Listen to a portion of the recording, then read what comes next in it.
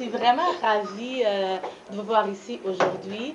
Je vous souhaite une belle année 2019 et on va donc donner notre coup d'envoi à notre cycle de conférences sur la recherche en droit de la section de droit civil.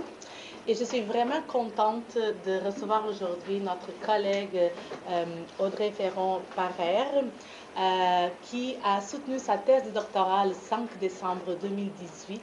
Donc, bravo, nous avons une nouvelle docteure en droit. Une thèse de doctorat qui a été soutenue avec brio. Alors, ceux qui étaient dans la salle, je cite ici mon amie et collègue Marie-Ève Lacroix, qui dit qu'Audrey a soutenu sa thèse avec brio, clarté et éloquence. Et cette thèse lui a valu la mention exceptionnelle. Elle a été recommandée pour publication et elle figurera aussi au tableau d'honneur du doyen de la faculté de droit de l'Université de Montréal. Et donc, bien sûr, pour toutes ces raisons et d'autres, j'ai tout de suite invité Audrey à venir nous présenter son travail, un travail de longue haleine, qui est vraiment sa plus mûre réflexion sur ce thème des réalités et des fictions du consentement éclairé aux soins. Et donc, merci beaucoup, Audrey, d'avoir accepté de commencer cette année, le 8 janvier, avec nous ici pour nous présenter ce travail. Donc, pour ceux qui ne connaissent pas encore la professeure Parère, juste vous dire qu'elle est professeure ici à la section. Elle est aussi membre du Centre de droit politique et éthique de la santé de l'Université d'Ottawa. Ses intérêts de recherche et d'enseignement portent sur le droit de la santé, le droit des personnes et la responsabilité professionnelle, l'effectivité du droit et le transfert des connaissances. Elle a un parcours très interdisciplinaire qui l'a amené à recourir à des méthodes de recherche empiriques et tant quantitatives que qualitatives, donc ce qui est assez rare dans les différents projets de recherche qu'elle mène. Petite dernière mention pour dire aussi qu'Audrey est vraiment très impliquée dans la pédagogie et la vulgarisation de la recherche en droit. Elle contribue régulièrement à démystifier certaines questions relatives au droit grâce à des différentes interventions dans les médias écrits et électroniques et elle participe régulièrement à l'émission Les Éclaireurs diffusée à la première chaîne de Radio-Canada. Donc, sans plus tarder, je vais céder la parole à Audrey. Merci beaucoup. Merci, Margarda. Bonjour à tous. Bon début de session et d'année 2019. Je suis vraiment impressionnée de voir la quantité de gens aujourd'hui dans la salle. Je reconnais beaucoup de collègues, des étudiants. Alors, merci à tous de vous être déplacés en ce début d'année qui est, je sais, toujours mouvementé. Alors, merci beaucoup. Comme Margarda l'expliquait, je vais ce midi vous présenter en fait très sommairement ma thèse de doctorat où je me suis intéressée au consentement éclairé aux soins, mais d'un point de vue empirique. Donc, je ne me suis pas contentée de regarder ce que disait le droit, mais j'ai vraiment voulu aller voir dans les pratiques qu'est-ce qui était fait. Et donc, c'est une thèse de doctorat que j'ai essayé de résumer en 45 à 60 minutes. Peut-être qu'il y a des éléments que je vais passer un peu rapidement, mais n'hésitez pas à revenir là-dessus pendant la période de questions, ça me fera plaisir d'y répondre.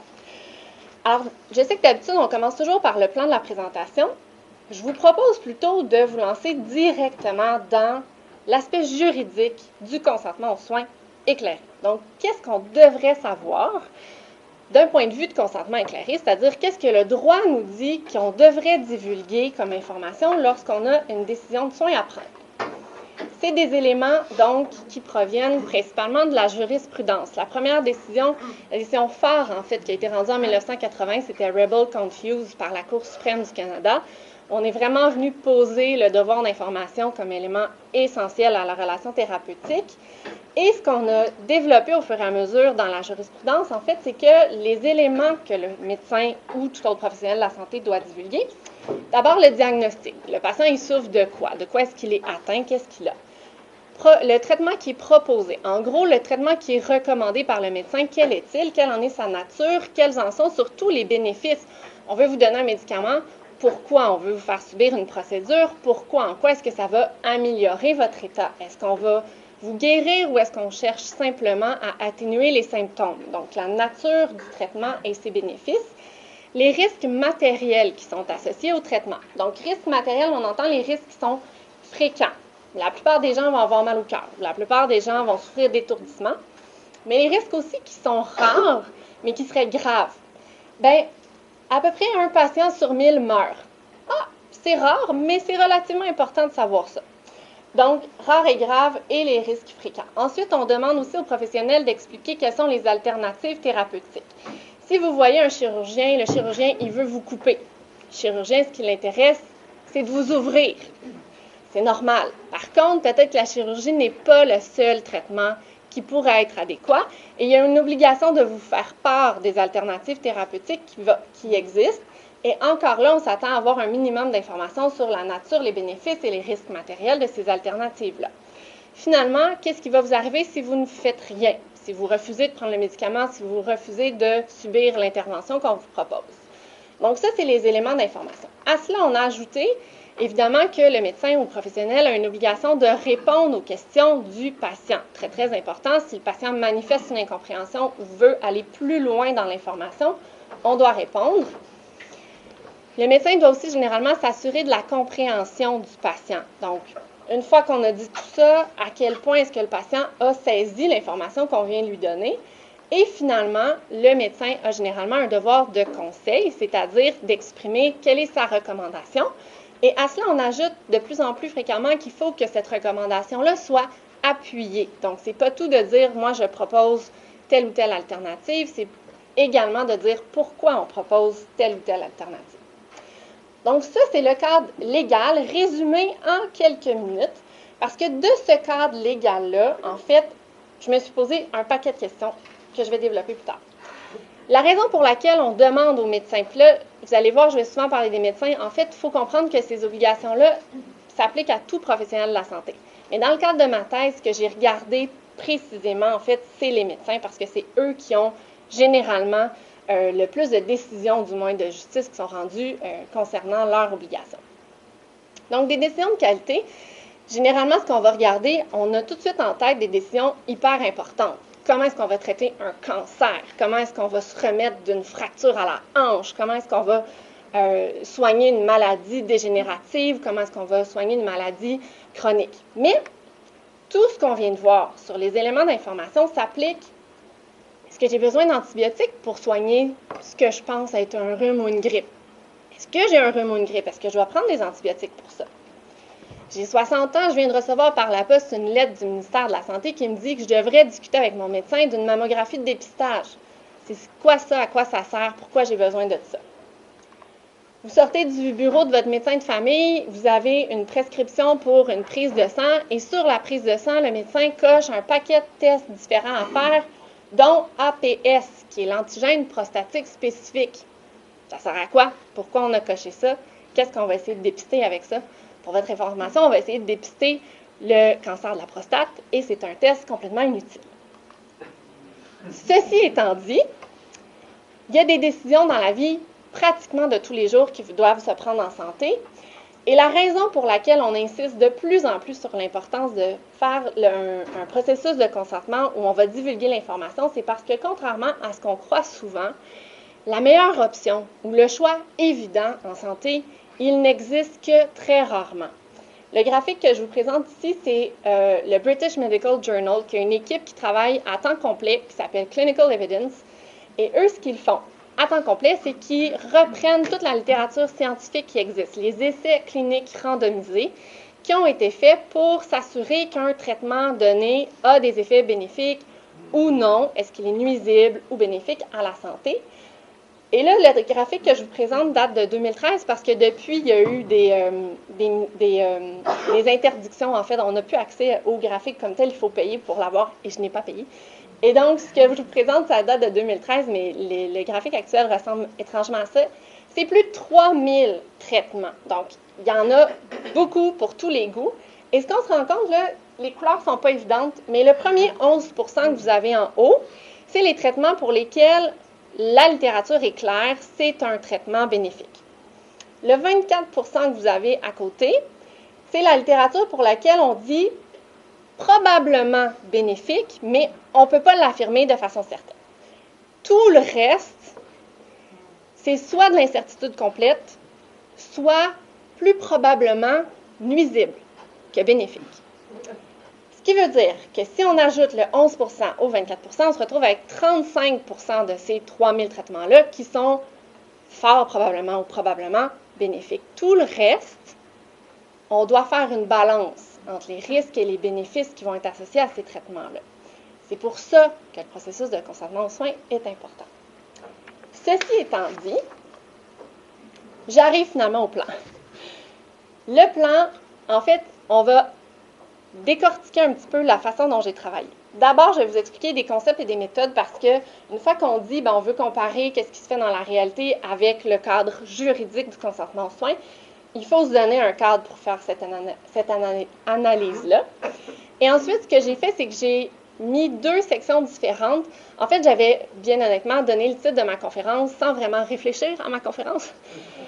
Et donc, je suis arrivée avec le titre des réalités et des fictions du consentement éclairé aux soins. Puis, quand je suis venue pour faire le plan de la conférence, là, je me suis dit, OK, il faut que je le revoie un peu. Donc, dans les réalités, ce qu'on va voir, c'est le droit vécu, c'est-à-dire le droit en pratique. Et là, ce qu'on va regarder, c'est les comportements des acteurs qui sont impliqués dans le consentement, les effets que la norme produit dans les pratiques cliniques et les facteurs d'ineffectivité qu'on va rencontrer qui vont expliquer que ces comportements-là et ces effets-là ne sont pas en adéquation avec ce qu'on s'attendrait juridiquement.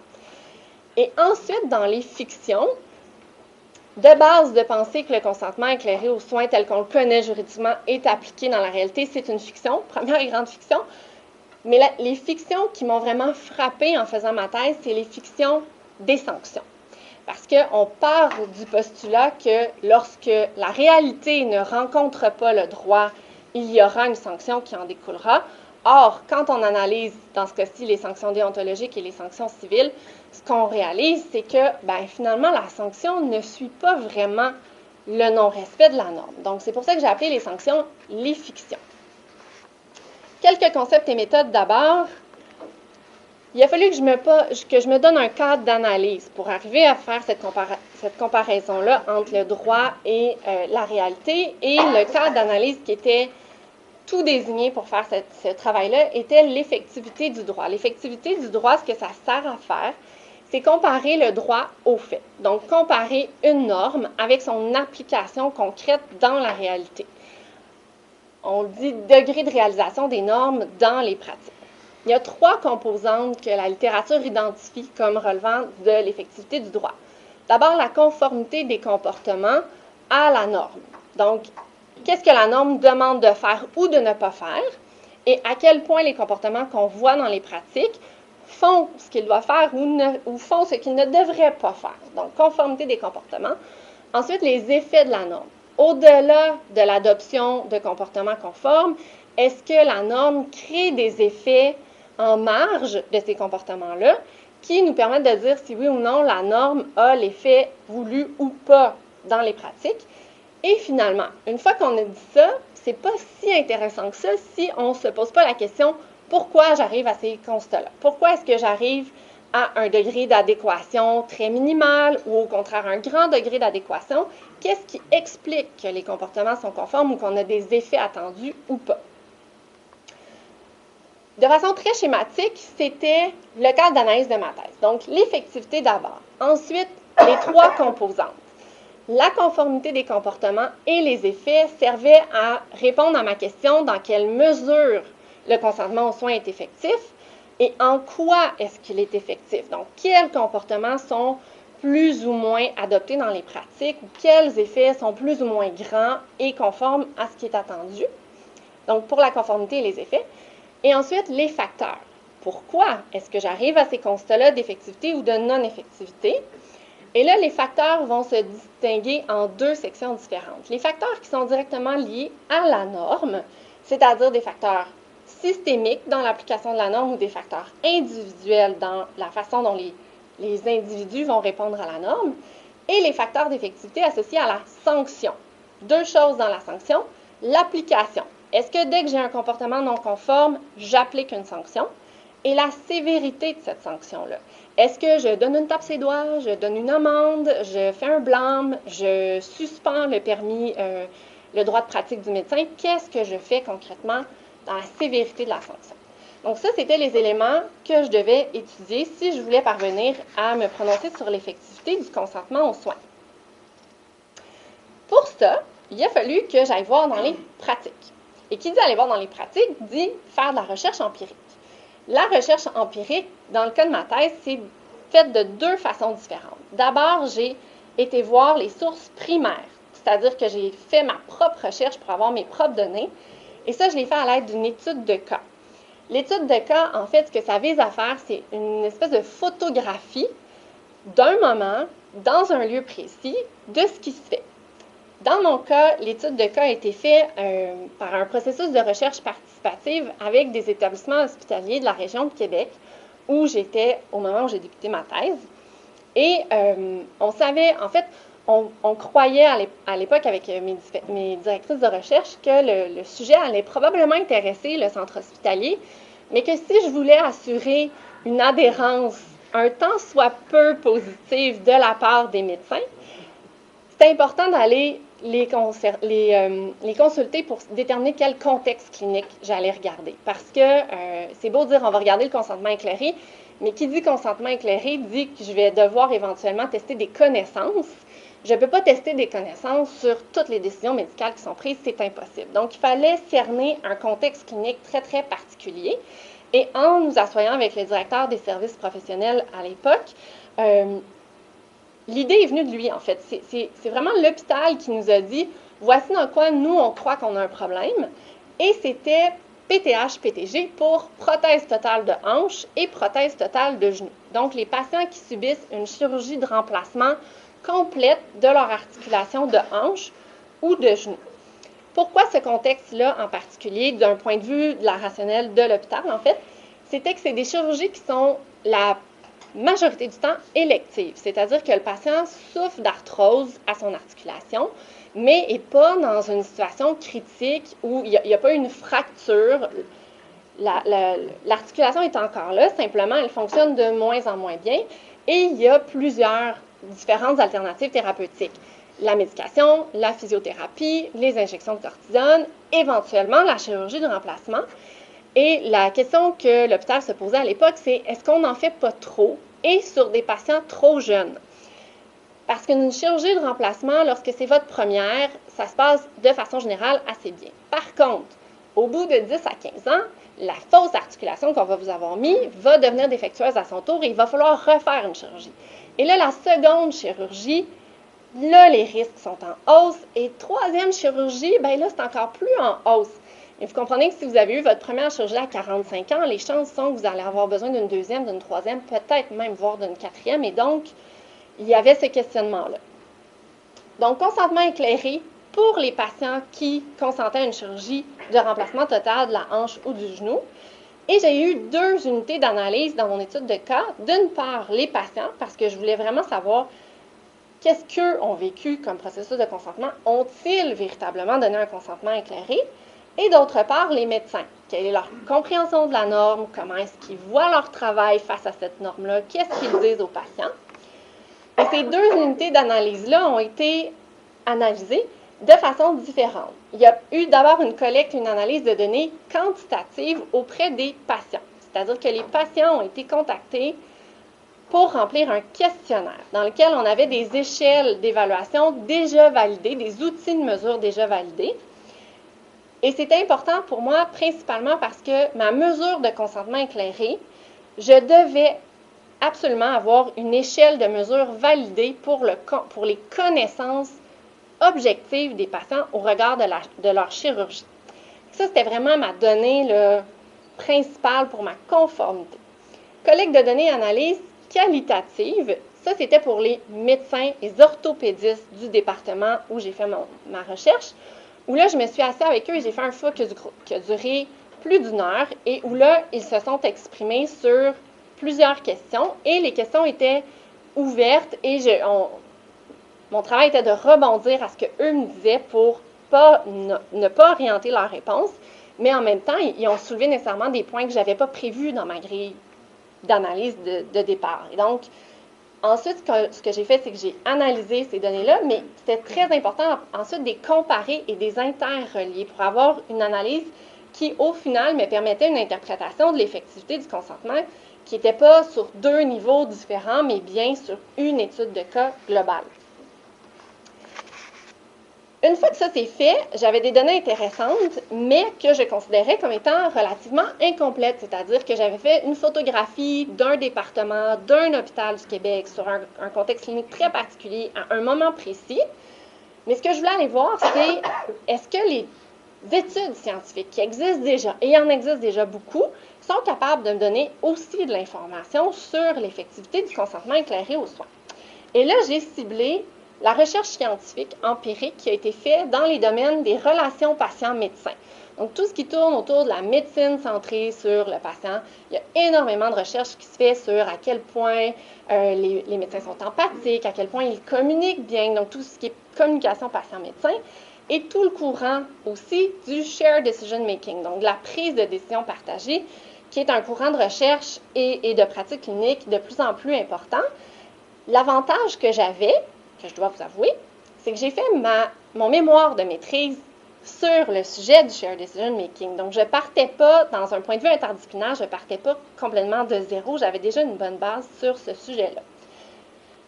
Là, je voulais juste vous démontrer à quel point se lancer dans l'analyse de sources secondaires d'informations, donc de recherches empiriques faites par d'autres chercheurs, peut devenir rapidement un casse-tête. Ce que je vous avais ici, c'est les occurrences dans PubMed, qui est le moteur de recherche par excellence en médecine, des termes Shared Decision Making de 2000 à 2017. Et vous voyez qu'en 2000, on n'avait même pas 100 100 articles par année. 2017, on est rendu à près de 1000 par année. Ce qui veut dire que quand on ajoute à ça médecine centrée sur le patient, communication patient-médecin, relations patient-médecin, et qu'on essaie d'avoir un portrait, on se retrouve avec énormément de littérature. Comment est-ce qu'on décide de recentrer tout ça? Bien, pour ma part, j'ai décidé de me concentrer principalement sur les revues systématiques de littérature, c'est-à-dire des auteurs qui prennent une décision particulière et qui disent, bien, moi, je vais faire la synthèse de tout ce qui a déjà été fait comme recherche sur ce sujet-là. Le top de la revue systématique étant en médecine, les revues Cochrane. J'avais 2 revues Cochrane qui s'intéressaient directement à la question. Une revue qui s'intéressait aux interventions visant à favoriser un consentement éclairé, et une revue Cochrane sur les barrières et les facilitateurs dans l'adoption de la prise de décision partagée. Donc, j'avais déjà des bonnes métadonnées qui pouvaient m'aider à faire ma recherche, et à partir de là, bien, en fait, c'est de décortiquer quelles études rentrent dans ces revues-là, à quel point elles sont citées souvent, à quel point, dans Cochrane, on leur donne en plus une note sur la fiabilité de leurs résultats, ce qui veut dire que je pouvais vraiment partir de ça pour avoir un bagage solide de données secondaires de recherche. Maintenant, qu'est-ce que j'ai découvert par rapport aux réalités? D'abord, la conformité des comportements. Je vous ai mis ça de façon séparée, études de cas et ensuite analyse secondaire de la littérature, mais vous allez voir que je vais faire des petits allers-retours de temps en temps. Dans mon étude de cas, j'ai questionné 60 patients avec des questionnaires, et de ces 60 patients-là, 45% d'entre eux n'ont pas donné un consentement éclairé, c'est-à-dire qu'ils ne réussissaient pas à donner suffisamment de bonnes réponses sur l'échelle de connaissances objectives. Il y avait 5 questions qui portaient sur des éléments relativement de base. Quels sont les risques que la chirurgie fonctionne? Après combien de temps vous devriez retrouver une motricité vous permettant de reprendre vos activités quotidiennes? Donc, ce n'étaient pas des questions pointues. Il y en avait 5. Et ils devaient donner 3 bonnes réponses sur ces 5-là pour être considérés comme ayant des connaissances suffisantes. Et là, 45% n'ont pas réussi les connaissances objectives. Quand j'ai analysé le focus group des médecins maintenant, ce que j'ai principalement réalisé, c'est qu'ils ont une conscience de la norme, ils ont une connaissance de la norme, mais la connaissance est décalée par rapport à ce que le droit leur demande. Ils sont au courant que le consentement éclairé existe, ils sont au courant que c'est important, mais premier décalage, c'est que quand on leur demande c'est quoi la rationnelle, pourquoi on vous demande de faire ça, leur premier réflexe, c'est pas de dire que c'est important pour l'autonomie du patient, c'est que c'est une protection légale pour eux, pour parer à d'éventuelles poursuites.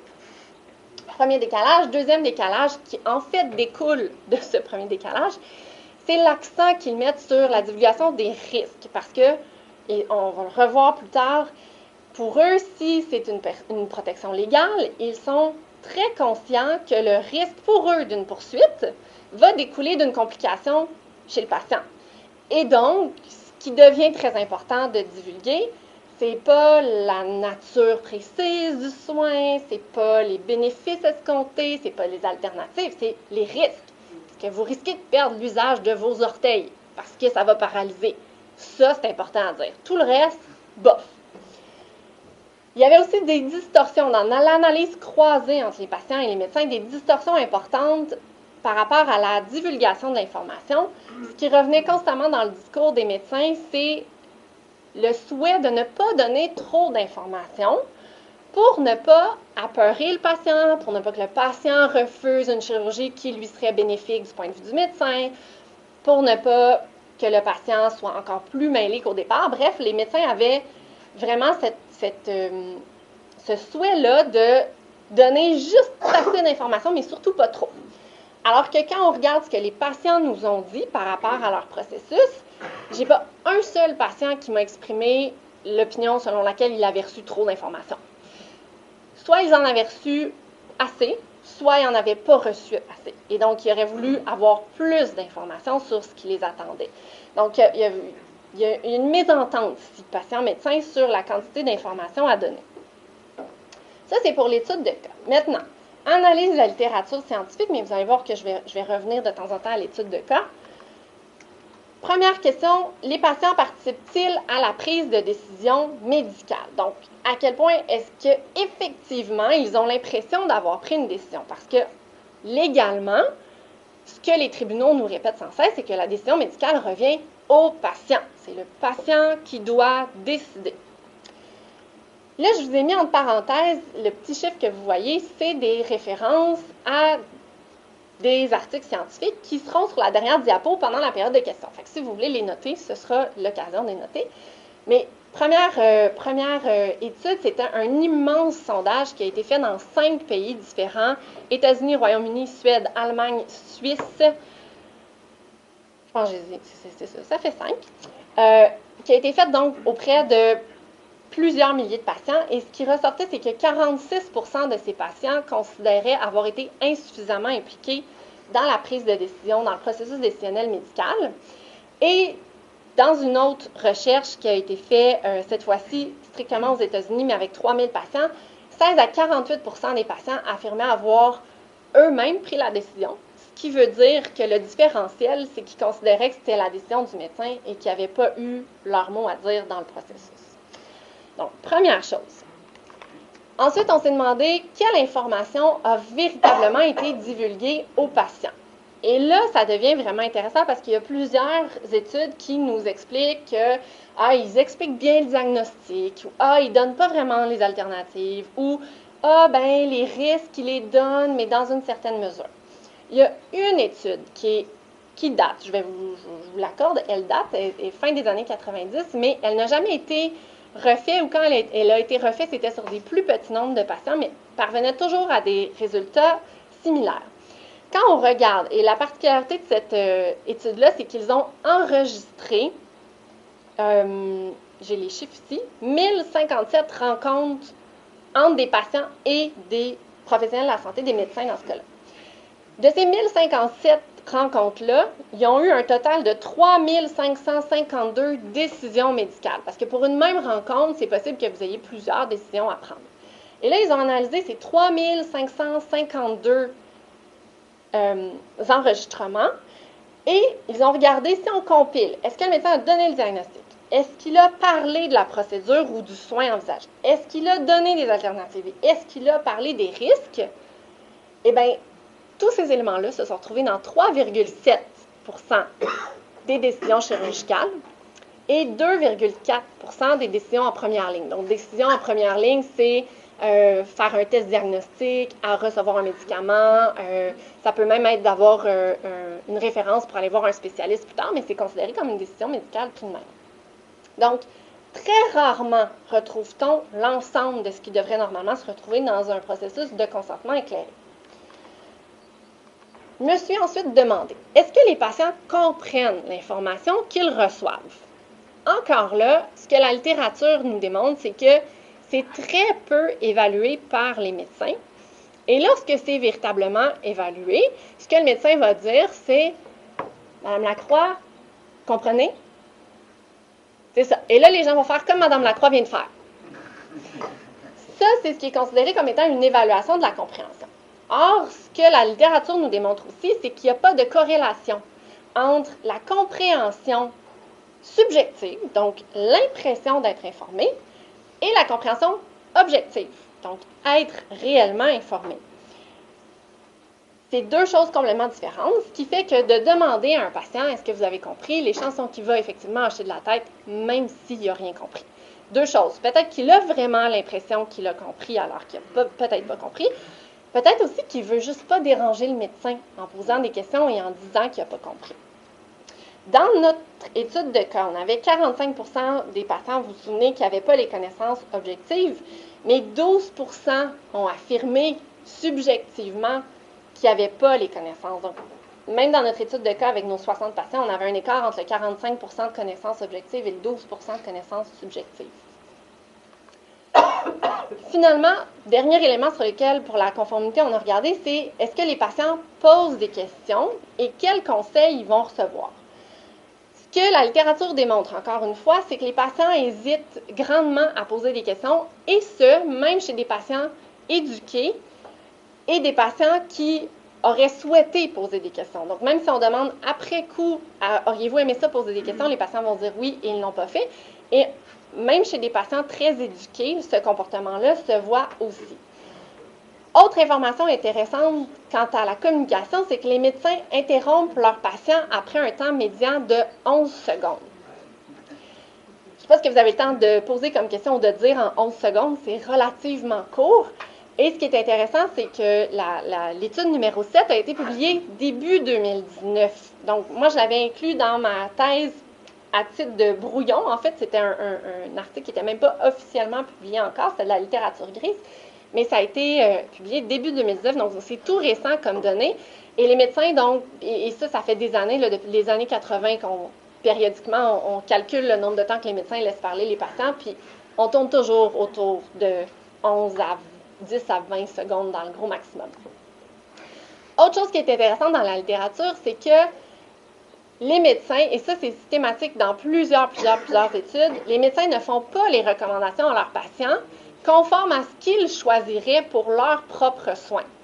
Et ça s'explique en psychologie cognitive apparemment par une aversion au risque qui n'est pas la même si on prend une décision pour autrui versus pour soi-même. Ce qui veut dire que les médecins pour eux-mêmes choisiraient des traitements plus risqués, mais quand ils font une recommandation à leurs patients, ils vont aller pour une option beaucoup plus conservatrice.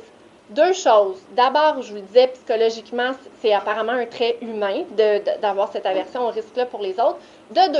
La deuxième chose, c'est que particulièrement pour les médecins, qui dit traitement plus conservateur, dit quoi? Moins de risque de poursuite. Vous me suivez? Donc, ça, c'était pour la conformité des comportements. Ensuite, j'ai regardé les effets pour me demander qu'est-ce que la norme pourrait créer comme effet autre, donc qui sort de la conformité des comportements comme tel.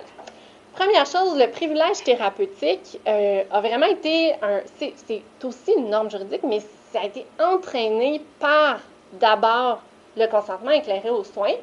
Et c'est le privilège thérapeutique, la notion juridique qui dit qu'un médecin peut décider de retenir de l'information s'il considère que ça créerait un préjudice grave pour le patient de lui dire.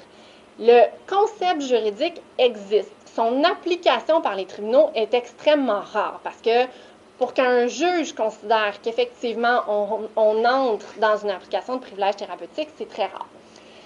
Par contre, les médecins, eux, appliquent très bien le privilège thérapeutique. Ça, c'est ici la citation d'un participant au focus group qui dit « Tiens, un consentement trop éclairé, ben le patient, il pogne un flash, puis il voit plus rien.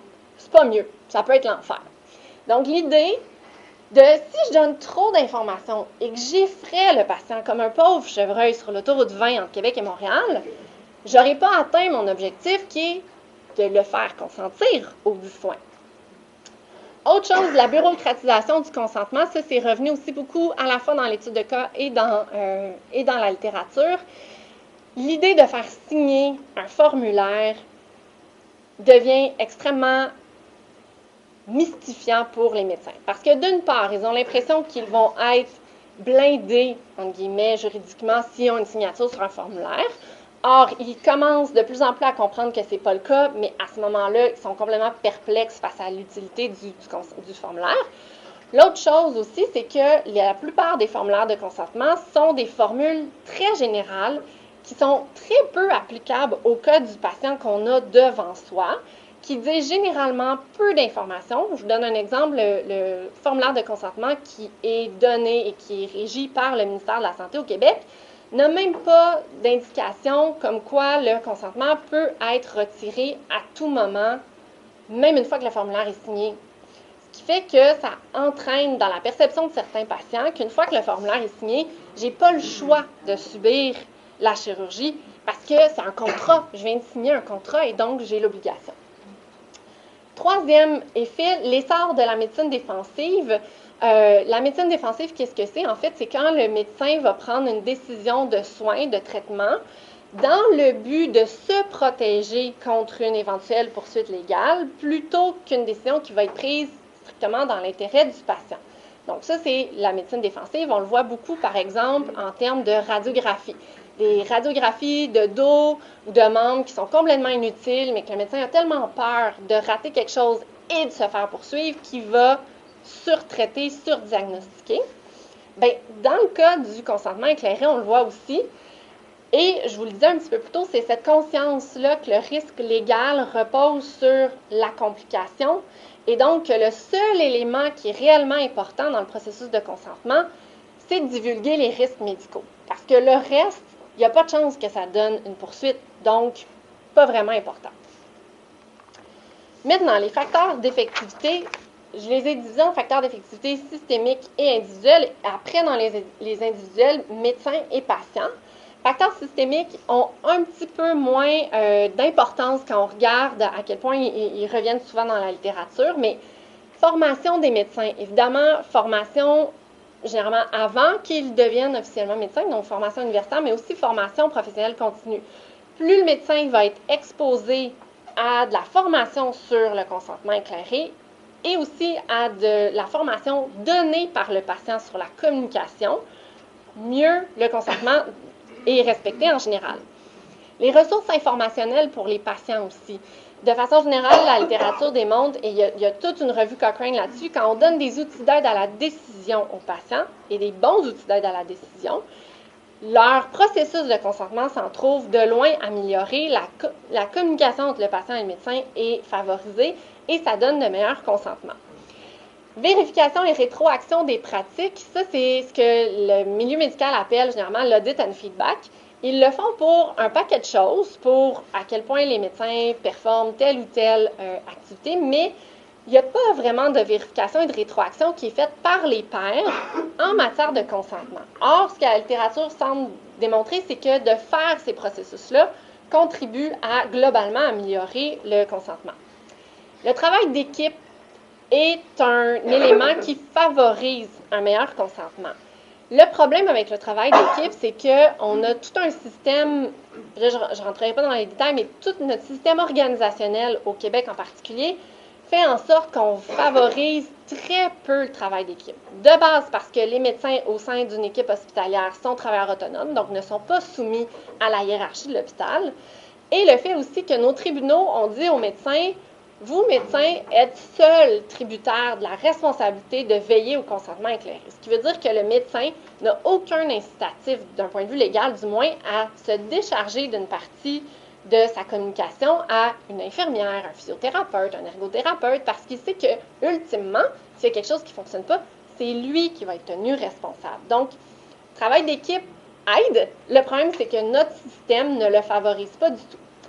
Le temps, c'est relativement simple, mais plus on a de temps, plus on est capable d'expliquer des choses et vice-versa. Et l'autre chose qui est un facteur d'ineffectivité, c'est les cibles de soins. Donc, plus les organisations vont dire aux médecins, vous devez faire 80% de vaccins contre la grippe chez vos patients âgés de 65 ans et plus, moins le consentement éclairé risque d'être au rendez-vous parce que là, le médecin va viser la cible de soins plutôt que s'assurer du processus décisionnel adéquat. Ceci étant, il atteindrait peut-être sa cible de soins quand même, parce que les chances sont que le patient consentirait quand même, mais il y a comme une dichotomie qui se fait entre les deux et on va favoriser la cible de soins plutôt que le processus de consentement. Ceci étant, les cibles de soins, généralement, ça vise un objectif de santé publique louable. Je ne suis pas en train de dire que les gestionnaires sont complètement dans les patates, mais c'est juste que ça vient à l'encontre souvent d'un processus décisionnel adéquat. Facteurs individuels pour les médecins. Évidemment, connaissance de la norme, oui, mais connaissance de la norme, c'est toute la dichotomie qui peut exister entre le comportement souhaité, donc ce qu'ils savent qu'ils devraient faire, et leur compréhension de l'objectif de la norme. Je reviens à ce que je disais au départ. C'est sûr que si pour le médecin, il comprend qu'il y a un consentement à aller chercher, mais pour lui, c'est sa protection légale plutôt que d'être un but pour favoriser l'autonomie du patient, il a beau avoir une connaissance de la norme, sa connaissance de la norme, elle n'est pas adéquate. La perception des capacités cognitives des patients, ça, c'est à la fois très intéressant et particulièrement inquiétant. Parce que dans la littérature scientifique, ce qu'on retrouve beaucoup comme étant un facteur que les médecins vont dire, pour lesquels ils n'impliquent pas les patients dans les décisions, c'est qu'ils n'ont pas confiance dans la capacité cognitive du patient. Malgré le fait que le patient soit apte. Donc, on n'est pas dans des cas où le médecin a dit, de toute façon, le patient est inapte, il faut aller chercher un consentement substitué. Non, on est dans un cas de consentement avec le patient apte, mais le médecin va considérer que ses capacités cognitives sont pas tout à fait adéquates et donc qu'il est mieux placé pour décider de l'intérêt du patient et qu'il va donc prendre la décision à sa place. Donc ça revient souvent. La nature du soin va aussi être un élément. Et là, on revient à toute cette incertitude-là sur le bénéfice attendu du soin ou pas. Plus le médecin est convaincu que le soin qu'il propose est bénéfique et qu'il n'y a pas vraiment d'autres options, moins il va avoir tendance à donner d'informations. Le problème, c'est que les médecins, généralement, surestiment le bénéfice du traitement qu'ils vont proposer, sous-estiment les risques qui y sont associés et sous-estiment la valeur des alternatives thérapeutiques possibles aussi. Donc, la nature même du soin va agir comme un frein dans la perspective des médecins. Finalement, la perception du désir d'être impliqué du patient, de façon constante dans la littérature aussi, ce qu'on relève, c'est que les médecins disent les patients ne veulent pas être impliqués tant que ça de toute façon. D'un autre côté, quand on interroge les patients nous disent non, on voudrait être plus impliqués. Et ce que des chercheurs ont fait, c'est qu'ils ont décidé de mettre des patients témoins, des patients, des acteurs en fait, et de demander aux médecins à la fin de la rencontre, selon vous, est-ce que ce patient-là voulait être impliqué ou pas? Et donc, en se basant seulement sur des perceptions non verbales, donc sur l'attitude en général du patient, les médecins devaient dire si oui ou non le patient voulait être impliqué. Ils sont extrêmement mauvais. Donc, le non-verbal du patient n'est absolument pas un indicateur pertinent pour déterminer si oui ou non ce patient-là veut être impliqué dans la décision ou pas. D'un autre côté, on a fait des interventions auprès des médecins en disant, mais demandez-le, faites juste le demander, demandez au patient est-ce que vous voulez être impliqué ou pas. Et ce que les médecins ont répondu, c'est, non, c'est complètement inutile, je perds mon temps à demander cette question-là. Les auteurs pensent que c'est parce qu'ils sont tellement convaincus qu'ils savent bien le faire de toute façon, qu'ils n'ont pas besoin de poser la question, ce qui veut dire qu'on est vraiment dans un cercle vicieux, en fait, où il y a une non-communication sur le désir d'être impliqué de part et d'autre. Finalement, la perception quant à la pertinence du processus clinique, ça c'est intéressant, parce que plus on est capable de démontrer aux médecins que le fait d'avoir un bon processus de consentement va donner, des résultats positifs pour le patient en termes de santé, une meilleure adhérence au traitement, une meilleure compréhension de sa maladie, un meilleur suivi dans les maladies chroniques, là, si on les convainc de ça, ils vont adhérer plus facilement au comportement souhaité. Même chose si on les convainc que le processus de consentement va favoriser les résultats cliniques, meilleure confiance entre le professionnel et le patient, une meilleure relation thérapeutique à long terme, particulièrement chez les médecins de famille qui voient leurs patients pendant plusieurs années. Ça peut avoir un impact pour favoriser le consentement. Les facteurs individuels chez les patients, finalement, je vais les passer vraiment rapidement, mais le seul, en fait, sur lequel je voudrais vraiment insister, parce que les autres sont relativement faciles, c'est les recherches qui ont été faites sur la perception des patients de ce qu'est un bon patient ou un patient normal. Et là, c'est intéressant parce que ce qui ressort beaucoup, c'est qu'indépendamment qu'ils connaissent ou pas leurs droits à un consentement libre et éclairé, la norme sociale, leur compréhension de ce qu'est un bon patient ou un patient normal, c'est que le bon patient dit oui, ne pose pas de questions et ne s'obstine surtout pas avec le médecin. Et ça, c'est à travers toutes les couches de la société. Donc, plus jeunes, plus vieux, on le voit partout. C'est plus accentué chez les patients plus âgés, mais on le voit partout aussi. Peu importe l'éducation, le salaire aussi n'a pas vraiment d'importance. Donc, cette norme sociale-là perçue vient, en fait, un peu déconstruire toute l'importance du processus de consentement aux soins. Finalement, ce que l'ensemble de ces données-là nous permettent de dire, c'est que l'effectivité du consentement éclairé aux soins dans les pratiques cliniques est faible. Le choix effectif du traitement va demeurer largement tributaire des médecins. Donc, c'est vraiment les médecins qui vont prendre la décision. C'est un leurre juridique de dire que c'est le patient qui décide. La divulgation de l'information va être lacunaire sur plusieurs aspects, parce que principalement, on va dire ce qu'on veut faire, on va donner les risques qui vont peut-être mener à une complication, et le reste va être éludé. Et une question qui est découlée de la recherche, en fait, c'est toute la question de la connaissance de la norme par les patients, qui n'est pas quelque chose que j'ai évalué partant du postulat, en fait, bien naïf probablement, que les patients avaient une bonne connaissance du concept de consentement libre éclairé, alors que c'est pas si clair que ça, et c'est surtout pas si clair comment est-ce que ça s'articule avec ce qui est perçu comme la norme sociale d'un bon ou d'un patient normal. Donc, peut-être, probablement, future recherche à faire de ce côté-là. Maintenant, les sanctions. Parce qu'une fois qu'on a expliqué un paquet de facteurs systémiques et individuels, ben, il fallait aller voir les sanctions pour voir comment ça se fait. Si on arrive avec un résultat d'effectivité aussi faible, ça veut dire que je devrais avoir beaucoup de sanctions. Ils ne font pas leur job, donc je devrais avoir beaucoup de sanctions. L'application d'une sanction, quand on regarde la théorie de l'effectivité, l'application d'une sanction entraîne une meilleure effectivité. Ça, c'est démontré dans la littérature de façon systématique. Ce qui est moins clair, c'est à quel point la sévérité de la sanction va effectivement influencer le comportement ou pas. On sait que s'il y a une sanction, on va avoir une meilleure effectivité. Dans certains cas, plus la sanction va être sévère, plus on va avoir d'effectivité. Dans d'autres cas, ça ne change strictement rien. Mais quand même, il fallait aller voir les deux. Et en matière de consentement aux soins, il y a deux sanctions que j'ai été voir. La sanction déontologique. Donc, qu'est-ce qui arrive si on fait une plainte au syndic pour dire « mon médecin n'a pas fait son travail ».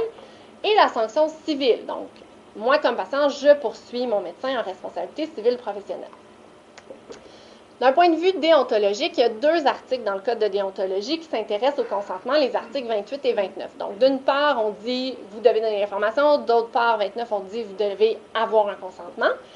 Et ce que j'ai fait, c'est que j'ai regardé toute la jurisprudence déontologique entre 2002. Pourquoi 2002? Parce que c'est le moment où il s'est répertorié en ligne, en fait.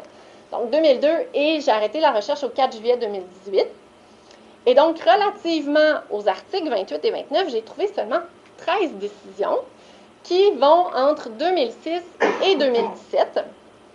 De ces 13 décisions-là, j'avais 12 décisions pour lesquelles il y avait plus qu'une plainte. Donc, pour un même événement, on disait, bien, vous avez, oui, contrevenu à l'article 28 ou 29, mais vous avez aussi, pour ce même événement-là, contrevenu à, dans 9 cas, c'était un choix thérapeutique inadéquat. Donc, non seulement vous n'avez pas vraiment été chercher le consentement, mais en plus, le choix que vous avez proposé à votre patient, c'était pas un bon choix, scientifiquement parlant. Et dans 3 cas, c'était un défaut dans le suivi, c'est-à-dire qu'on a fait un processus diagnostique sans donner toute l'information. Et en plus, une fois qu'on a reçu le dit diagnostic, on n'a rien fait, alors qu'il aurait fallu qu'on fasse quelque chose. Donc, plainte multiple. Il y avait une seule décision qui portait uniquement sur le consentement. Donc, la seule raison pour laquelle le syndic poursuivait devant le conseil de discipline le médecin, c'est parce que le consentement avait été vraiment bâclé. Je vous le donne en mille. De ces 13 décisions-là, combien de jugements de culpabilité? 0. 12. Les 12 où il y avait un choix thérapeutique qui était inadéquat ou un défaut dans le suivi. Un seul acquittement sur la question strictement du consentement éclairé aux soins. Et la décision du conseil repose en fait sur le fait que, oui, le consentement était très mal fait, mais de toute façon, c'était dans le meilleur intérêt du patient de l'opérer pareil. Je vous le résume. Mais c'est ce que le conseil de discipline dit. Donc, en termes de sanctions déontologiques, en termes de fréquence d'application, très peu de décisions. Et ce qu'on réalise surtout, c'est que ce qui va entraîner une sanction, c'est beaucoup plus le choix thérapeutique qui était inadéquat ou l'absence de suivi après un diagnostic que le consentement aux soins. Parce que ce que le conseil de discipline va faire de façon générale, c'est que pour un même événement, il va reconnaître en bloc la culpabilité et il va mettre des sanctions, mais les sanctions sont toujours les mêmes et concurrentes dans les deux cas des infractions. Ce qui veut dire que de façon, la sévérité des sanctions que vous voyez là, la sévérité dans les faits, elle n'est pas associée au processus de consentement, elle est associée à quel point le choix thérapeutique était éloigné de ce que la science vous dit. Donc, plus elle était, plus... Ou à quel point est-ce que vous avez vraiment fait défaut dans le suivi alors que vous auriez dû le faire.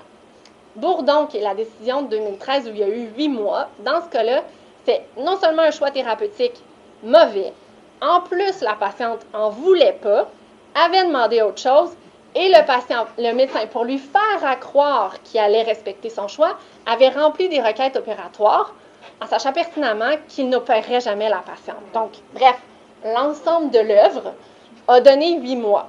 Mais là, c'est très difficile de distinguer qu'est-ce qui relevait précisément du consentement, qu'est-ce qui relevait de la tromperie carrément que le médecin a fait, qu'est-ce qui relevait du choix thérapeutique inadéquat par le médecin. Donc, la sévérité des sanctions, on ne peut pas vraiment la détacher consentement versus les autres infractions. La sanction civile maintenant, responsabilité civile, de un, il faut savoir que je n'ai pas regardé la sévérité des sanctions. Dans ce cas-ci, la raison étant simple, c'est que comme la responsabilité vise à réparer un préjudice, la sévérité, on ne peut pas dire que c'est plus sévère parce que sa vie est hypothéquée jusqu'à la fin de ses jours versus c'est moins sévère parce que c'est juste casser une jambe. Donc, sévérité ici ne s'appliquait pas. J'ai juste regardé la fréquence d'application. Et ce que j'ai fait, c'est que j'ai fait une étude de la jurisprudence, mais en comparant toujours avec une étude de Gerald Robertson qui avait été faite au début des années 90, où dans la foulée de l'arrêt Rebel, alors qu'il y avait un mouvement de panique chez les médecins où on croyait qu'on allait être soumis à un paquet de poursuites en responsabilité civile et qu'il y aurait un paquet de décisions qui seraient rendues où la responsabilité serait reconnue, bien là, ce qu'on a fait, c'est Robertson a recensé 117 décisions. Là-dessus, il y en avait 13 seulement qui portaient uniquement sur le consentement éclairé. Donc, de façon générale, en fait, les patients ne poursuivent pas juste pour une question de consentement, ils poursuivent en alléguant d'abord une faute dans le soin qui a été fait et ensuite dans le consentement éclairé. Et la responsabilité a été reconnue dans 18% de ces 117 décisions-là. Donc, si on le prend globalement. Maintenant, l'étude que moi j'ai faite, c'était la jurisprudence de 2010 à 2018. J'ai retrouvé 38 décisions. 7 décisions qui portaient uniquement sur le consentement éclairé, mais ici, il faut faire quand même une distinction. Là-dessus, on avait 6 qui provenaient de la division des petites créances. Et pourquoi je le distingue dans ma tête, c'est qu'en fait, les jugements en cours des petites créances sont généralement beaucoup moins étoffés. Souvent, c'est très difficile de faire la nuance entre la faute, le lien de causalité, le préjudice. Tout est comme analysé d'un bloc. Et de façon générale, c'était des décisions où les patients avaient subi une augmentation mammaire, une rhinoplastie. C'était vraiment des chirurgies plastiques qui avaient pas été faites adéquatement, mal fait. Et là, ce qu'on voulait, c'est se faire rembourser sa chirurgie pour s'en refaire faire une autre. Donc, grosso modo, c'était ça les décisions aux petites créances. Si on prend l'ensemble des 38 décisions, la responsabilité a été reconnue dans 24% des 38. Mais si on regarde juste les décisions de la Cour supérieure, donc en tassant les décisions de la division des petites créances en Cour du Québec, là, c'est 17% où la responsabilité a été reconnue. Donc là, on se rapproche beaucoup plus du 18% de l'étude de Robertson en 91. La question qui se pose, c'est de savoir pourquoi est-ce que le taux de réussite est aussi bas.